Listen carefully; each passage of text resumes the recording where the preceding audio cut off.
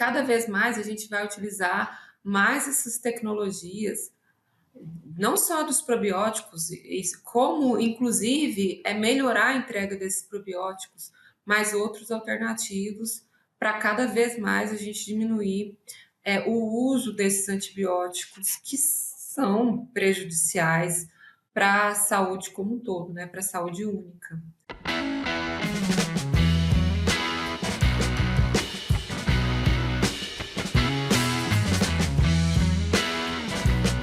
Olá pessoal, bem-vindos, bem-vindas mais uma vez ao Aviário Podcast. Eu sou Catarina Stefanello e hoje eu vou conversar novamente com a professora doutora Bia Fonseca. A professora Bia é médica veterinária, é mestre, é doutora, pós-doutora, né, e atualmente é professora e pesquisadora na Universidade Federal de Uberlândia. Estamos aqui novamente, professora Bia. Da última vez que nós conversamos, nós falamos justamente que a gente sempre vai ter algum assunto para conversar, né? Então, obrigada por aceitar mais uma vez o nosso convite, né? Por nos dar a oportunidade de abordar mais um tema interessante, né, para o pessoal que nos acompanha. O prazer é meu, né? Se eu conseguir contribuir com vocês, com o que a gente produz aqui, né? Com o que a gente desenvolve aqui e disseminar isso para toda a comunidade da avicultura, isso é muito importante para nós. Eu que agradeço o convite. Que bom, a gente também agradece. Eu vou falar para o pessoal, né, quem não acompanhou, a professora Bia já conversou conosco inicialmente sobre prevalência de Campylobacter na avicultura e depois, em um segundo momento, ela falou sobre nanobiotecnologia. Então, eu quero aproveitar para recomendar, né, para quem não acompanhou, acessem lá o Aviário Podcast nas nossas plataformas de áudio, vídeo, aproveitem esse conteúdo de qualidade que a gente está produzindo. E hoje a gente tem a missão, né, de falar sobre mais um outro assunto, né, professora? Também a professora trabalha com o uso de probióticos, né, de uma nova geração, especialmente, né, na avicultura. E nesse sentido, eu acho que nós podíamos começar falando sobre os probióticos, né, sabendo dessa atuação que eles têm, né, principalmente em índices zootécnicos na avicultura. E eu queria perguntar, professora, em aves, né? Como que um probiótico ele pode colaborar para o controle também de bactérias como a salmonela, que é uma área que você trabalha e você tem conhecimento? Então, há na literatura muita divergência entre resultados de pesquisa a respeito do uso de probióticos para controle de bactéria, especialmente salmonela. Então, a gente vê resultados positivos e a gente não vê resultado em alguns trabalhos científicos. E é claro que isso gera uma discussão tanto para quem trabalha na área quanto para quem não trabalha. O fato é que quando você tem um tema em que há muita divergência de resultados dentro das pesquisas científicas, normalmente isso está associado a padronizações de metodologia. Então, às vezes, a metodologia de um colega é diferente da minha. Nesse caso dos probióticos, eu não acredito que seja isso, né? Porque o que acontece é que a gente tem muitas cepas e muitas espécies, então o mundo probiótico é enorme. Um exemplo, quando o humano tem uma diarreia, né? A gente tem duas possibilidades se a gente quer usar probiótico. A gente vai no mercado, compra um Yakult, um iogurte, e lá no iogurte, por exemplo, eu vou ter bactérias láticas, eu vou ter lactobacilos. Ou eu vou na farmácia e compro um probiótico que já está encapsulado e vou usar. Se eu resolvo pegar um probiótico de um iogurte e isolar ele e também encapsular e tomar, será que, se eu tenho diarreia, será que isso vai me resolver igual o probiótico da farmácia? Imagine que eu esteja falando do mesmo lactobacillus. E aí eu já peço desculpas para vocês, porque a nomenclatura lactobacillus ela mudou, ela foi renomeada, só que eu vou continuar chamando de lactobacillus porque é o que as pessoas conhecem, né?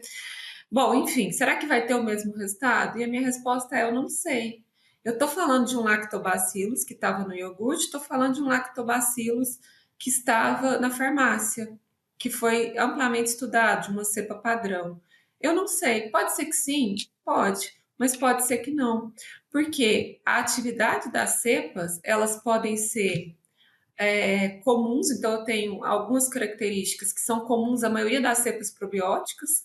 Por exemplo, uma estabilização de microbiota é comum à maioria das cepas probióticas, mas a atividade antimicrobiana, a produção de algumas vitaminas, o antagonismo direto com alguns patógenos, ele não vai, a imunomodulação principalmente, não vai ser idêntica para todas as cepas, ou seja, é necessário usar o probiótico para o objetivo que você quer. E mais, que salmonela que eu estou falando? Porque às vezes o problema, às vezes chega pessoas aqui, né? A gente também atende as empresas, que o problema dele é a salmonela Heidelberg.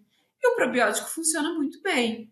Quando a gente vai testar para Newport, ou quando a gente vai testar para Minnesota, ou para Tifimuro, é uma outra conversa.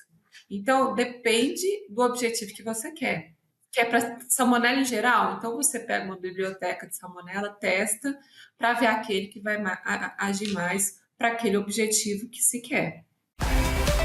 American Nutrients, entregando soluções tecnológicas para o bem-estar e segurança humana e animal desde 2007. Alicerçados ao conceito One Health, os produtos e a inovação da American Nutrients contribuem para a saúde humana, o bem-estar animal e a preservação do meio ambiente.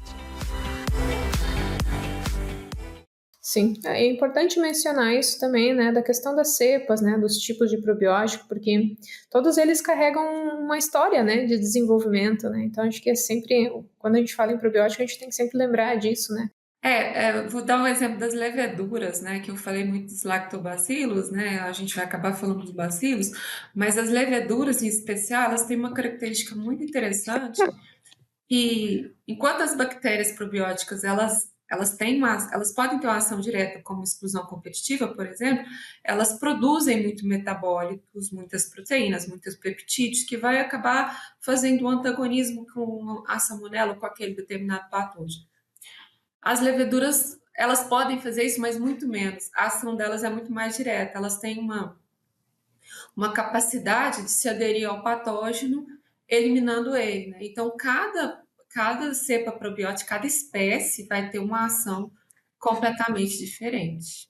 Sim. Tem uma pergunta também, professora Bia, que eu queria fazer, que acho que é interessante, né, para quem nos acompanha, que é como que os probióticos eles podem contribuir para diminuir a disseminação de bactérias resistentes aos antimicrobianos, que é algo que a gente fala muito também em avicultura. Sim. Bom, quando você, como a gente disse, o maior uso na avicultura hoje é para melhorar índices zootécnicos, né?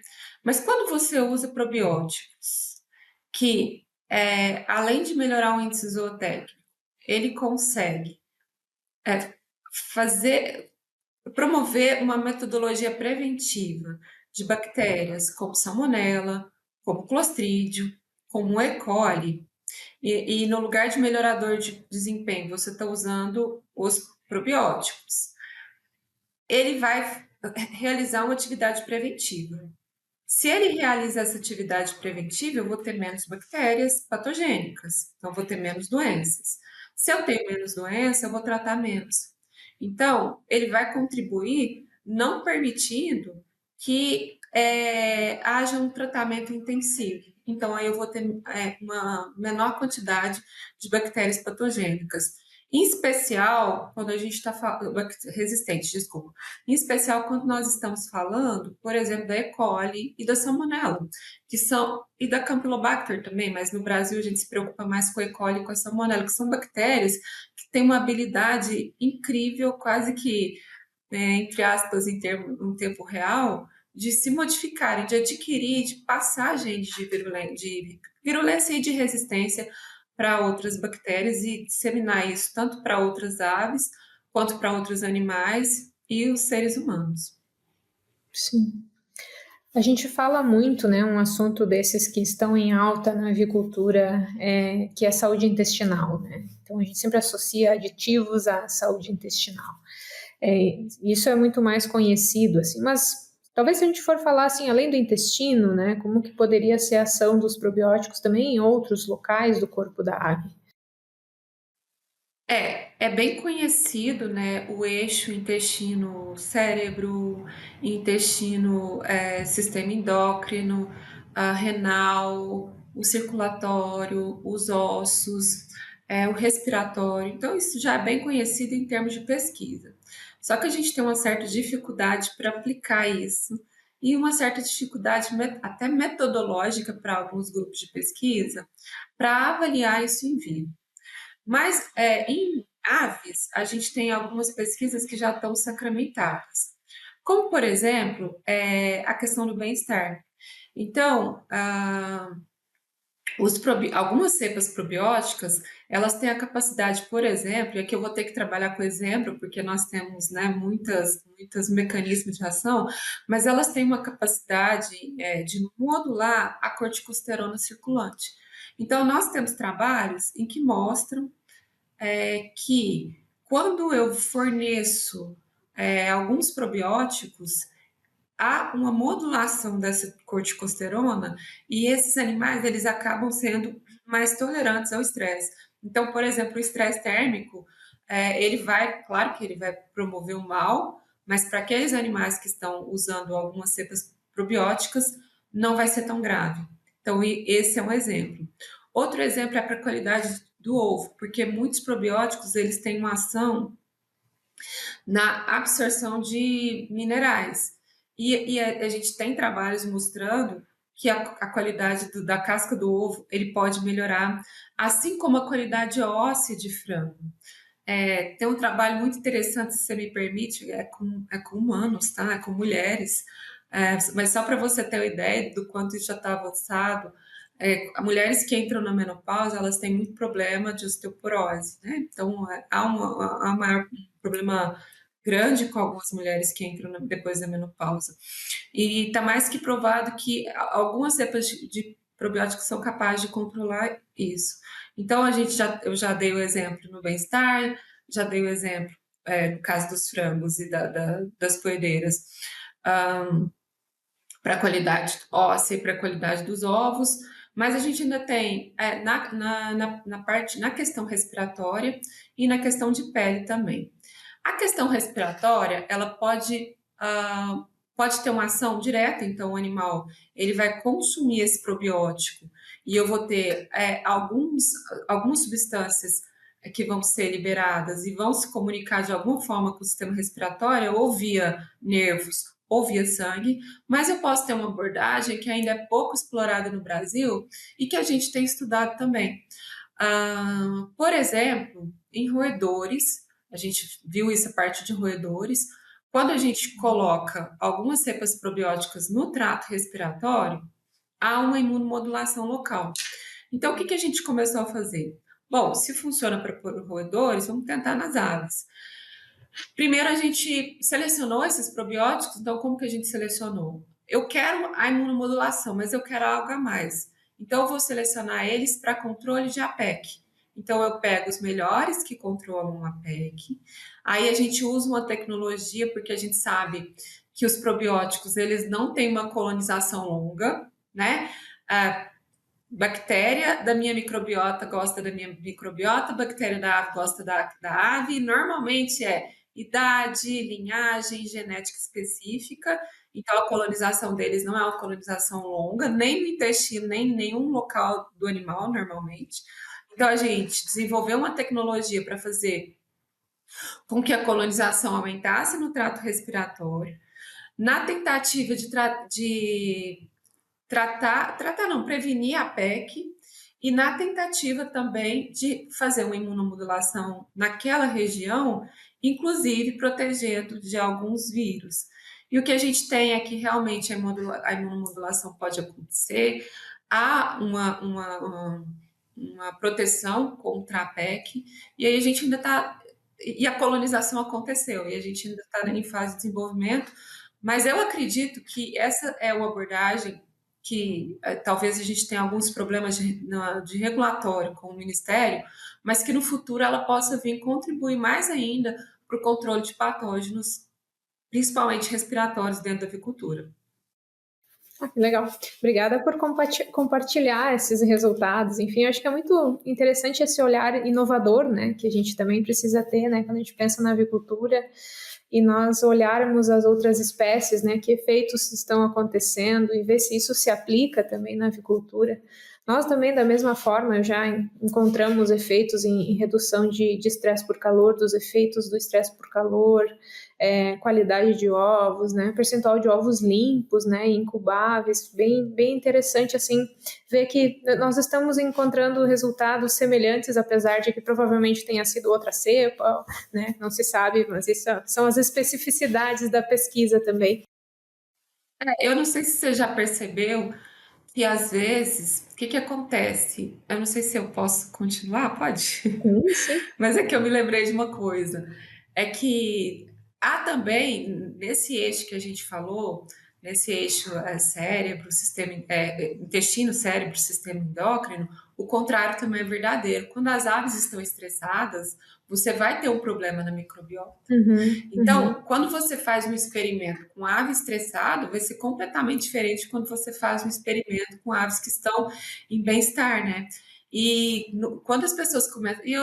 Desde que eu já trabalhei, antes de vir para a academia, eu trabalhei no campo como veterinária, e desde que a gente começou a usar probiótico, muitas pessoas duvidavam porque os resultados, mesmo usando a mesma cepa, às vezes variavam.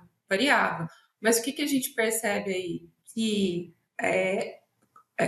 como está aquela ave vai interferir no resultado. Ou seja, aquela cepa probiótica que vai ser boa para o meu objetivo, ela vai funcionar tanto no lote em que eu tenho aves em excelente estado, quanto aqueles que não estejam, aquelas que não estejam. Mas a gente vai ver uma diferença de resultado aí. Vai ser bom? Vai, mas em um lote vai ser melhor que no outro. Sim, não, e ainda mais no Brasil, né, com a diversidade que a gente tem de aviários e de temperaturas, né, e condições, né, então tem que esperar isso também, né. Bom, eu vou te fazer várias perguntas, né, porque é um assunto que me interessa e eu sei que você tem bastante dado ali para compartilhar conosco. É, nós falamos muito em uso de probióticos, né, em rações, né, mas além da via oral, você acredita que outras vias poderiam ser úteis para o uso de probióticos na avicultura? Acredito, como eu te disse, para outros animais, quando você pega, por exemplo, bovino, equino, a gente já tem desenvolvido alguma coisa em útero, por exemplo, em cães, pele. Nas aves, eu acho que, por enquanto, o que é mais promissor é o uso em trato respiratório. Então, é essa tentativa de fazer um controle ambiental no trato respiratório. É, a gente entra com problema de regulamentação, é claro, que se a gente desenvolver produtos com esse objetivo, nós vamos ter que conversar com o Ministério, mas eu acredito que é uma abordagem que ela, para os próximos anos aí, vai aumentar as pesquisas e a gente vai começar a usar, sim, esse tipo de produto dentro das granjas para trato respiratório, principalmente via aspersão, talvez. Uhum, muito bom, muito bom. Bom, eu comecei falando lá probióticos de nova geração, enfim, depois acho que dessa parte introdutória, né, necessária, né, dessa aplicabilidade e atualizando as pessoas, né, sobre o nosso tema, eu preciso te fazer a pergunta, né, mais específica sobre o que são os probióticos dessa próxima geração, então. Uhum. Esse termo, ele surge mais para humanos do que para animais por enquanto. Mas o que que a gente tem hoje para probiótico no geral? Eles são considerados como aditivos alimentares, como suplementos, né, no caso de humanos. Esses probióticos de próxima geração, eles têm umas características mais refinadas. Então, como eu te falei, os probióticos são seco específicas. É, os probióticos de próxima geração, eu vou ter uma maior capacidade, por exemplo, imunomodulatória. Então, nem todo probiótico tem uma capacidade imunomodulatória. E aí, eu vou poder utilizar ele não só como suplemento, não só como aditivo, mas eu posso também começar a ter aplicações farmacêuticas, porque eles vão ter potenciais terapêuticos muito mais intensos, como, por exemplo, redução do estresse oxidativo, uma maior modulação do sistema imune, uma maior prevenção contra bactérias, contra vírus patogênicos, né? Aliás, vírus a gente nem falou ainda, mas eu acho interessante a gente conversar, e uma melhora maior no bem-estar. Então, é possível que a gente encontre daqui para frente cepas probióticas que vai ter uma ação mais intensificada nesses locais. Esse tipo de estudo, ele está muito mais evoluído na área humana. Há alguns probióticos de nova geração no mercado para a área humana, mas a maioria ainda estão em fases de desenvolvimento, em fase de estudo. Mas há uma promessa muito grande, principalmente para tratamento de câncer nos humanos, doenças neurodegenerativas, por exemplo. E aí a gente começa a pegar, já que está estudando em humanos, vamos tentar estudar em animais, né? Só que não é tão simples, porque normalmente os probióticos de nova geração com altas habilidades é muito caro usá-los, é muito caro colocar eles na indústria. Mas eu tenho um exemplo aqui de um probiótico de nova geração, que é um que está no mercado, que é uma Arquemansus, e ela é usada nos Estados Unidos, eu não sei se tem no Brasil, para emagrecimento, e ela funciona bastante. Mas a gente ainda não tem muitas opções no mercado para os humanos, e para os animais a gente acaba não tendo nenhuma. Eu estou estudando atualmente uma espécie e pretendo estudar algumas outras espécies nos próximos anos. Tá, e para aves, né? Nessas pesquisas aí que você está começando a desenvolver, justamente considerando essas características, né, mais refinadas, intensas, né, desses probióticos, como que são as pesquisas, devem ser as pesquisas, né, para fazer uma boa avaliação? Em especial, os que eu estou estudando, eles são altamente produtores de ácido propiônico e ácido butírico. O que acontece é que a gente tem ácidos orgânicos no mercado, mas a gente sabe que para chegar onde precisa, muitas vezes não é tão fácil, né? A gente sabe disso. E talvez a ação dos probióticos auxiliaria bastante aqueles que produzem uma quantidade maior, principalmente quando eles chegam no cérebro. Então, a gente faz uma pesquisa hoje, principalmente com as propionibactérias. Elas são bactérias de próxima geração e que têm uma alta habilidade de produzir ácido propiônico, tá? Aí nós temos a propionibactéria, ela é de difícil cultivo, mas ela não é tão difícil como outras que a gente pretende estudar, tá? E qual que é o nosso grande desafio? É muito caro você pôr isso no mercado, porque elas são muito anaeróbicas. Para você ter uma ideia, você vai coletar de uma ave para tentar isolar. Quando você chega no laboratório, pode estar gelado, você pode pôr kit de anaerobiose, ela vai morrer, tá? Então é muito difícil trabalhar com essas bactérias. Se é muito difícil trabalhar, é muito difícil colocar no mercado, só que a gente não pode esquecer de um detalhe. Primeiro que hoje é caro, amanhã a gente não sabe. Então a gente sempre tem que ter essa visão do futuro na pesquisa. Então, mesmo sendo caro, né, colocar isso no mercado, a gente tem que lembrar que quando a gente coloca uma bactéria para crescer, o resultado disso é a bactéria viva, que é normalmente que a gente comercializa, mas eu tenho os metabólitos, as substâncias produzidas ou secretadas por essa bactéria, que vai estar naquele meio de cultivo, e tem as bactérias mortas. E tanto esses metabólitos, essas substâncias secretadas, que a gente chama de pós-biótico, como as bactérias mortas, elas também têm ação. A ponto de que às vezes a gente pega, isso não serve para todas as cepas, por isso que tem que ser estudado, não serve para todas as espécies. Mas para algumas espécies aqui, quando a gente pega a bactéria viva, o metabólito dessa bactéria, ou a bactéria morta, e coloca no animal para testar, o resultado é idêntico, tá? Então, ou seja, por isso que a pesquisa, ela é mesmo hoje sendo cara, mesmo hoje não sendo possível, para o futuro a gente nunca sabe o que vai acontecer. Então, a gente segue estudando, tá? Aqui a gente estuda até nanopartícula produzida por essas bactérias, nanosubstâncias produzidas por essas bactérias, que às vezes é muito caro de produzir para as aves, mas para o pet, para o humano, talvez não seja tão caro hoje, né? Mas no futuro, quem sabe a gente possa colocar para as aves também. Sim.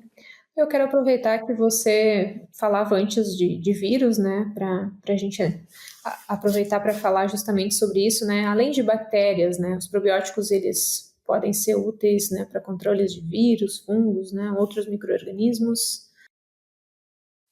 Olha só, para fungos, a gente tem muitos trabalhos, principalmente com Cândida, mas para humanos, tá? Muitos trabalhos com fungos. O mecanismo de ação ainda não é totalmente conhecido, mas provavelmente ele seja idêntico ao das bactérias. Para vírus, nós temos poucos, mas temos alguns, mas também não temos em aves. A gente começou um trabalho com vírus agora também, mas sempre que trabalha com vírus, ele é um pouquinho mais demorado do que com bactérias. Embora os mecanismos de ação não estejam completamente desvendados também, a gente sabe que algumas bacteriocinas vai atuar contra esses vírus, tanto que na época do Covid tem trabalho mostrando que algumas bacteriocinas conseguiam controlar. E para os vírus da avicultura, a gente sabe também que pode haver um controle, sim. Só que é muito mais trabalhoso do que com as bactérias. Então, a gente tem feito, mas é um trabalho mais demorado, tá? Então, o que se sabe é que temos poucos estudos, mas o que a gente tem é muito parecido o mecanismo de ação. Agora, tem uma ação que ela passa a ser mais interessante, que é a ação sobre as micotoxinas. Porque sabe-se que algumas cepas de lactobacilos e bacilos, elas têm uma ação no fungo, mas muito mais que o fungo, elas têm uma ação de adsorvente. Então, elas conseguem absorver micotoxina e em algum, eu não vou me lembrar qual país, mas é um país que produz muito camarão e camarão tem muito problema com micotoxina. Eles utilizam bacilos e lactobacilos para fazer essa distorção, porque para o camarão as micotoxinas elas são muito prejudiciais, assim como nas aves, né? Assim como nos outros animais, mas eles têm muitas perdas. E aí eles usam muito algumas cepas probióticas de bacilos e de lactobacilos para fazer essa distorção dessas micotoxinas. E também para outros alimentos se utiliza, tá? É que eu me lembrei agora dos camarões, porque eles também são da produção animal, mas para outros tipos de alimento, como chocolate, eles utilizam para fazer essa distorção de micotoxina. Excelente. A gente fala muito, né, de pesquisas aplicáveis, pesquisas práticas, né? E essa necessidade que a gente tem de ligar os estudos que a gente faz com aquela realidade prática das granjas, principalmente, né? Como que esses estudos in vitro, né, eles podem auxiliar, né, na tomada de decisões de que aditivo que eu vou utilizar nas granjas, por exemplo? Eu acho os estudos in vitro uma ferramenta muito importante porque eles são muito mais baratos. No entanto, é muito importante que quem esteja trabalhando, ele conheça os mecanismos das bactérias, né? Então, a gente tem várias metodologias, nesse caso, eu vou dar o exemplo primeiro do antagonismo contra bactérias patogênicas. Eu tenho várias metodologias laboratoriais, como, por exemplo, a contagem, a difusão em agar, a exclusão competitiva. A gente pode fazer isso no laboratório, e isso é muito mais barato do que fazer isso na granja. Então, por exemplo, você quer controlar a salmonela, então manda para o laboratório e vamos descobrir qual que é o melhor.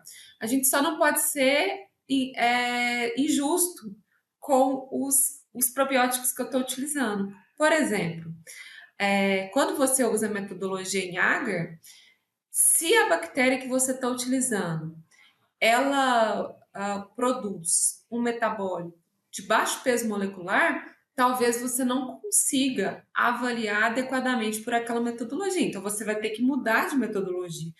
Então, eu acho que as análises in vitro, elas são fantásticas, porque ela te permite a granja ter uma decisão, peraí, eu vou testar vários no mercado, qual que é o melhor para minha realidade, sem que eu tenha que usar um monte de ave para testar isso. Uhum. Ok? No entanto, você tem que saber a metodologia que você está aplicando. Por exemplo, uma levedura tem algumas metodologias que não fazem sentido. Para alguns lactobacilos que produzem certos tipos de metabólitos de baixo peso molecular, também não vai fazer sentido. Então, é importante que as pessoas tenham conhecimento do que elas estão fazendo, tá? Aí eu falei da atividade antimicrobiana, mas também pode ser interessante para atividade de imunomodulação. Porque o resultado in vitro, você coloca, por exemplo, em cultivo de célula, eu tenho resultado de imunomodulação. Se eu não tenho resultado, eu tenho certeza que aquele probiótico não faz imunomodulação. Mas se eu tenho, peraí, ele está fazendo imunomodulação aqui. Então, provavelmente vai fazer no campo. Eu posso escolher os probióticos que têm maior potencial para agir no campo e baratear muito os meus custos, né? Diminuir muito os meus custos de pesquisa em vivo, diminuindo o número de animais testados e o número de análises, né, realizadas. Sim, não, isso é uma coisa que se fala bastante, né? A gente veio falando assim de muitos efeitos conhecidos, outros talvez não muito, né? Quando a gente fala de utilização de probióticos, tudo isso precisa de teste e também vai precisar de registro, né, depois na utilização. Como que são as normativas, né, para inserção de um probiótico novo no mercado? No Brasil, a normativa ela não é complexa, ela é relativamente simples, né? Você tem que fazer os testes e provar que ele vai funcionar nos animais. Se for cepa de referência e já tiver testes, o Ministério ele aceita, então não é tão difícil assim. Na União Europeia é mais complicado, porque eles exigem testes que no Brasil não são exigidos. Então, você tem que fazer vários testes in vitro, provando o seu objetivo antes de ir nos animais, principalmente relacionado à segurança. E quando eu falo de segurança, eu estou falando da segurança direto no animal. Então, esse probiótico ele não pode causar nenhum dano no animal, que é um outro erro que eu acho que até eu comentei no podcast passado, que é achar que todo probiótico vai ser bonzinho, e não é assim que acontece. A gente tem cepa de Bacillus subtilis aqui, que mata os animais. Então, isso pode acontecer. De qual cepa eu estou falando, né? É uma cepa que é segura, então a União Europeia ela exige que faça esses testes de segurança, de toxicidade, e ela exige algo que a gente não comenta, é que se os probióticos são bactérias, principalmente as bactérias, eles podem ter habilidades de transmitir genes de virulência e resistência. Então, hoje, talvez, eles sejam sensíveis, porque o probiótico tem que ser sensível para todos os antibióticos, ou para alguns antibióticos chaves que a União Europeia determina. E ele não pode transmitir gene de virulência e resistência. Então, na União Europeia, você tem que provar que aquele probiótico não é resistente a alguns antibióticos chaves, para que eles não tenham o potencial de transmitir essa resistência para outras bactérias de outras espécies dentro da granja. Então, lá é um pouquinho mais complicado. E para você ter uma ideia, hoje, o que a União Europeia pede é uma avaliação fenotípica, mas isso vem mudando, eles já estão pedindo uma avaliação genotípica. Por exemplo, probiótico que tem plasmídio é um probiótico que já vai começar a ser discutido, porque se ele tem plasmídio, há um potencial de adquirir ou transmitir algum gene de resistência ou de virulência. Então, isso vem sendo cada vez mais discutido dentro da União Europeia, mas para o Brasil é um pouco mais fácil. Uhum. Bom, para finalizar, acho que vou te fazer mais uma pergunta, né? Até pelo tempo que a gente tem, e provavelmente o pessoal que nos acompanha, né, pode estar se perguntando, tá, mas e depois de tudo isso que foi falado, principalmente o pessoal da agroindústria, né? Eles vão estar se perguntando, tá, e qual o probiótico então que eu devo utilizar na minha granja? Isso vai depender do objetivo da granja. Mas uma coisa interessante que a gente prefere a mistura de siglas. E talvez isso é muito interessante. Só que a gente tem que lembrar que tem misturas que eles podem ter atividade sinérgica para algum objetivo, mas uma atividade antagônica também pode acontecer. Não é tão comum, é mais comum a atividade sinérgica, ela também não é tão comum, mas ela acontece mais. Mas ou é mais comum uma atividade de que não vai fazer diferença nenhuma, ou uma atividade sinérgica. Mas a atividade antagônica pode acontecer. Então, vai depender do objetivo que você quer. O meu objetivo, então, é muito mais focado em índices zootécnicos. Então eu vou partir para o probiótico X. Mas eu tô com um problema de salmonela que eu preciso controlar, senão eu não vou exportar. Então, você vai ter que ir atrás de probióticos que controlam salmonela, ou que vem em blend, né, que é o termo que o mercado usa, ou você forma seu próprio blend. Mas isso, qual o melhor probiótico, vai depender do objetivo que aquela granja quer. Uhum. Muito bom, professora Bia, obrigada, né, por estar disponível novamente, né, por todas essas informações. Eu lembro que a gente falou, quando a gente conversou aqui, provavelmente nós teríamos mais assuntos, né, especialmente nós que somos pessoas dedicadas, né, a trabalhar com avicultura. Acho que quero deixar agora um espaço para você mandar um recado aí para quem nos acompanha. Bom, eu acho que, né, acho que da outra vez também eu falei a mesma coisa, mas cada vez mais os usos dos alternativos eles vão ser inseridos dentro da produção animal. Sem dúvida nenhuma, a avicultura é o que está mais avançado de todos, né? Que a gente trabalha com vários. Acaba que eu tenho parceiros de várias áreas, inclusive os seres humanos, e a avicultura é o que mais utiliza. Porém, eu acho que cada vez mais a gente vai utilizar mais essas tecnologias, não só dos probióticos, como inclusive melhorar a entrega desses probióticos, mas outros alternativos para cada vez mais a gente diminuir o uso desses antibióticos que são prejudiciais para a saúde como um todo, né? Para a saúde única.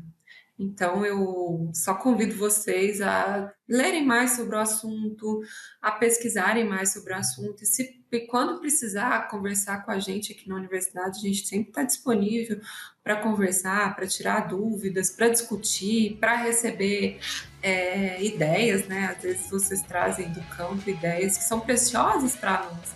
Como a gente não está na rotina do dia a dia, a gente não sabe o que está acontecendo agora. A gente tem muitas empresas parceiras e isso ajuda, mas às vezes aparecem problemas diferentes. Então, isso ajuda muito a gente melhorar a nossa pesquisa aqui dentro da universidade. Muito obrigada. Ficamos felizes com a sua contribuição de novo. Obrigada a vocês. Eu quero agradecer também as pessoas que nos acompanharam. Obrigada mais uma vez e até uma próxima.